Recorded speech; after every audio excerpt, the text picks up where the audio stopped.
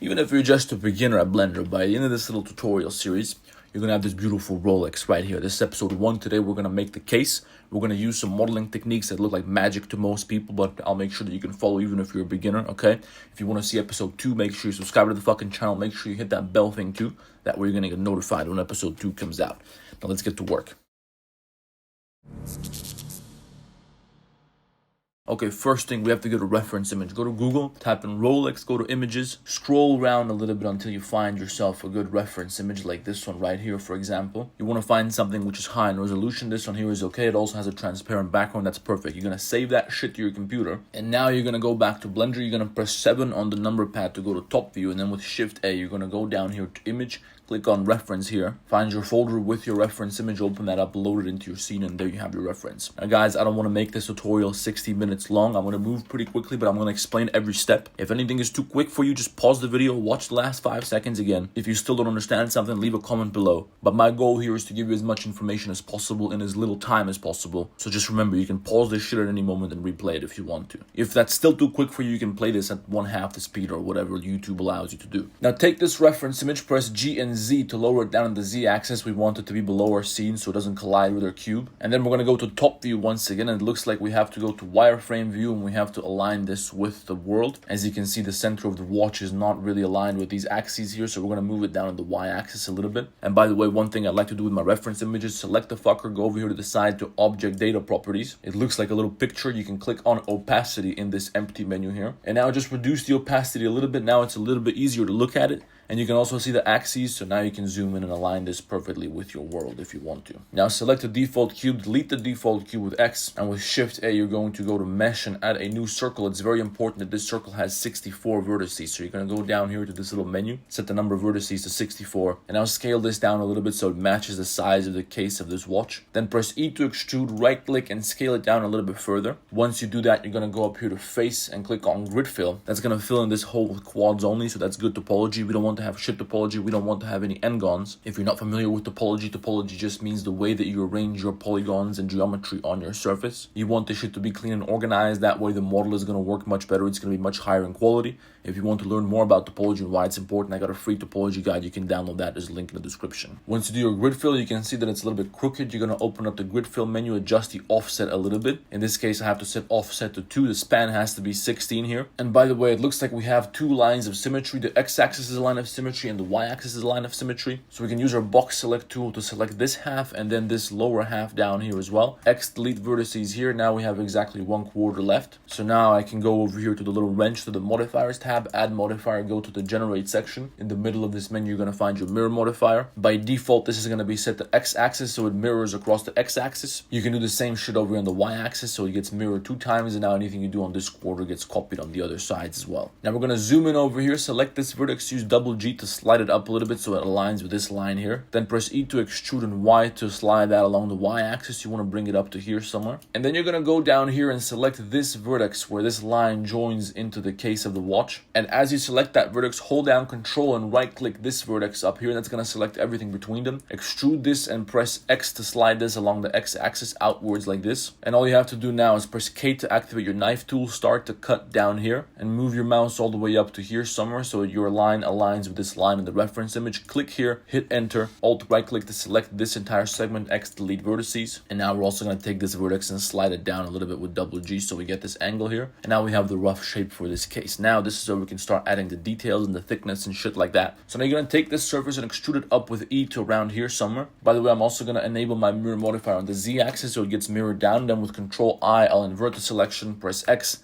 delete faces because I don't want to have any faces at the bottom. I want this to be a hole so it can connect with this part down here. You can always select one face at the top, Shift G, select similar normal. That's going to select all the faces which are facing the same direction. Now we can easily select the top surface and move it up or down if we want to. And then I'm going to select this edge over here, Control B to add a bevel. I want my bevel to be a little bit longer than it is high. You might have to press C to disable clipping or clamping or whatever the fuck the feature is called. You want to get down to the bottom, but then you want to make this a little bit longer, so press C so you can do this correctly. And now scroll up 1, 2, 3 times. You want to make sure that when you create your bevel, down here in this little bevel menu, it's going to have 4 segments, and make sure that it meets the bottom down here. Now, because we created a bevel, we have some double vertices here, so you have to select everything, press M, merge by distance. That's just going to take any 2 vertices which are in the same place, it's going to merge them into one. Now, we need to have our geometry here arranged in a very specific way so we can do this shape correctly. We need to have a little curve here, so we have to be very careful with how we create this. And don't worry, I know this looks very thick right now, but we're going to make it thinner afterwards. First of all, you're going to select this face over here, then Control select this face back there. You're going to press I to inset them, but then press B to disable boundary. That way you're not going to have this face segment down here at the bottom. Make sure that when you create this, you have even offset checked here. And we fucked up because when we inset this surface, we still had some faces over here, so the boundary was not disabled here. So let's undo this. Then I'm going to delete all the faces over here on the side because I definitely don't want them. And then we're going to do the same thing one more time. So inset this. I want something like this. And this is where things get tricky, so pay close attention. We have to do this for topology purposes. Trust me, I know this shit looks complicated, but it's really important that you get your topology right. Again, if you're not familiar with why topology is important, check out my free topology guide. We're going to go to object mode, Control A to apply this mirror modifier. Then you're going to select these 2 faces over here, and you're going to press Shift 7 on the number pad. That's going to align your view with this face. Now with X, you're going to delete these 2 faces, then take the first 2 vertices over here, not the ones in the corner, but these up here. There has to be 1, 2, 3, 4 edges on each quarter here. Shift S cursor to selected. Then go up here and set your pivot point to 3D cursor. So now when you scale something down, it'll scale towards the 3D cursor.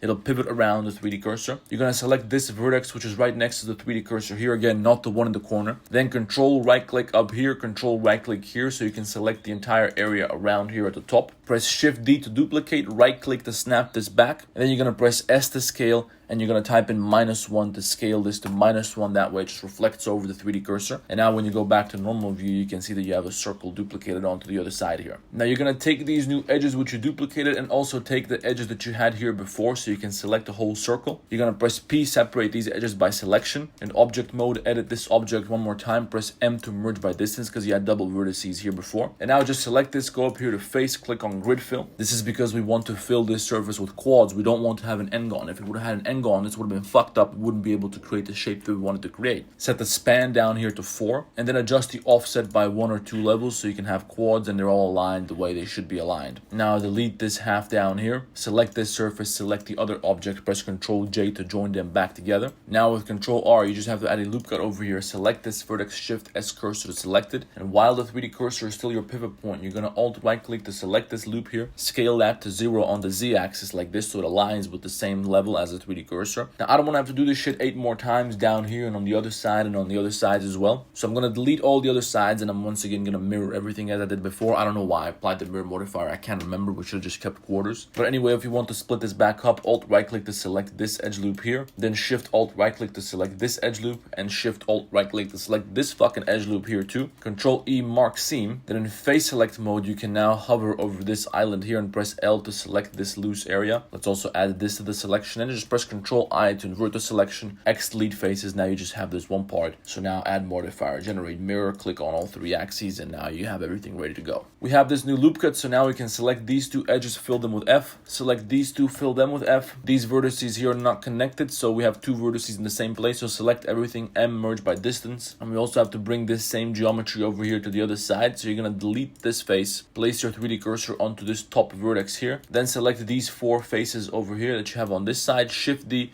right click, scale that to 0 on the x-axis, and now you can manually fill in these edges like you can see me doing right here. You're gonna need some more loop cuts over here, so let's create 2. Place your 3D cursor over here and then select this one, scale this to 0 on the z-axis, then use shift, then again place your 3D cursor down here and scale this to 0, and again just fill in these faces here manually with F. Select everything. You can see this shading issue caused by fucked up normals, so select everything, press shift N. It might be Control N for you. If that doesn't work either, go up here to mesh, then go down here to normals and click on recalculate outside. That's going to correct your normals. That just means the direction in which your faces are facing. Sometimes some faces are facing inwards while other faces are facing outwards, and that fucks up your model, so you want to correct your normals from time to time when you see these kind of issues. Now the reason we went through the trouble of creating this whole surface out here is because now I can select this surface with Alt S. I can inflate that a little bit like this, and then I'm going to select this inner surface that you can see me selecting right now, and with Alt S I'm going to inflate that a little bit further like this. Maybe you want to go to top view here so you can make sure that you're creating a decent curve here. You don't want to push this too far. You don't want to push it too low either. Something like this is going to be fine. And by the way, this face over here is pretty fucked up now. It's twisted. So you're going to select this vertex and you're going to slide it up along this edge a little bit. You want to bring it to around here somewhere or something like that. And now when you look at it from the side, it's a little bit better. You don't want to have twisted faces. That's going to cause you all sorts of problems. By the way, it looks like we made a gap here because we were inflating our shit. So you can place your 3D cursor over here, select this entire section, scale this to 0 on the y-axis. And by the way, guys, I know I'm using a lot of tools which you're probably not familiar with if you're a beginner. You have to know these tools if you want to get good at modeling. It's going to be very difficult to follow any tutorial on earth if you're not familiar with these tools. If I sat here and spent 5 minutes explaining every single tool to you, this video would last 3 hours and nobody would watch that. So if you want to learn more about the tools and techniques that you can see me using here, I got a whole Blender school which has over 150 videos and tutorials for every single modeling tool that I ever use in Blender. You can also talk to me and to the rest of the community so you can get some feedback. We can help you out and shit like that. So go check that out. There's a link for that in the description. But now our watch is almost ready. There's just a couple more things that we have to take care of here. I'm also going to take this lower segment down here, and with Alt-S I'll inflate that a little bit further just to make this curve a little bit better. So now we can just make some final adjustments. We're going to go to the mirror modifier, disable the Z-axis because we don't need that. The reason we had that was because that allowed us to create this surface over here. And then you're going to place your 3D cursor down here at the tip. We just have to fill in the surface at the bottom. To fill in the surface at the bottom, all you really have to do is duplicate all the geometry from the top and just place it down here. So select this surface with Alt right click, select this face and Shift Control select this face here. Then select this face and Control right click on this little triangle here. 3D cursor is down here and the 3D cursor is the pivot point. So if we duplicate this with Shift D and right click, we can scale it to 0 on the Z axis. And now that's perfectly aligned down here. The only thing we have to take care of is this gap. And by the way, that's really easy to do. Just pay attention. First of all, with Alt right click, we're going to select this segment. Make sure to deselect the first face. Then select this edge right here, right next to it. And you're going to move down here and Control right click to select this edge at the bottom. Now you have the same number of edges selected. Make sure that you're in edge select mode. Then go up here to the edge menu and click on bridge edge loops. We fucked up somewhere because we don't have the same number of edges. So undo this. We have 2 edges for this one edge here. So we're just going to deselect those. Go up here to edge bridge edge loops again. And now you connected them. We fucked up pretty bad down here. So we're going to delete this face. Place the 3D cursor on this one over here. Select this one. Shift S selection to cursor. Now they're in the same place. Now select everything. Press M, merge by distance. Press Shift N to correct your normals, or go up here to mesh normals, recalculate normals. Now select this entire edge segment down here at the bottom. We'll slide it out and just take these 2 faces and fill them in with F. Again, select everything, merge by distance. Again, Shift N to correct your normals just in case. And then we can just add our subdivision surface modifier with Control 1 or 2. You might want to get rid of this tiny triangle over here because it's going to make it difficult for us to work with this model. So just slide it out with double G and again, merge by distance. Now select the edges which you see me selecting right here. That's going to be all the edges around this surface and also all the edges around this surface here. Make sure you don't select this edge here and also don't select this edge down here. And now with Control B, you want to add a bevel which only has 1 segment first. So you just want to scroll down all the way. And once you have that, then you're going to go over here to select loops and click on select boundary loop. That's going to leave only the outline selected. Now with Control B, you're going to add another tiny bevel. You want to hold down Shift when you do that. I'm going to scroll down once because I want to have 2 segments on this bevel. And when I apply it, I'm going to set the shape value here to 1. So now I can go up here to Object, Shade Smooth, and there's a beautiful case for my watch right here. In the next episode, we're going to create the ring on the top, and then we're going to move on to the face and so on. Again, make sure you subscribe to the fucking channel so you can see when the new episode comes out. And I want to see how many people are actually going to be able to follow along this. So leave a comment down below. Tell me you completed what I've done here so far. If something got fucked up, you can ask a question. I'll help you out, or somebody else is going to help you out. I want to see if people are actually following along. And then in the next episode, I'm going to be able to see how many people take this shit seriously. And if you have any questions, if you want me to explain something else, I can do that in the next video. So like the damn video, check out my Blender school if you want to learn more about 3D modeling,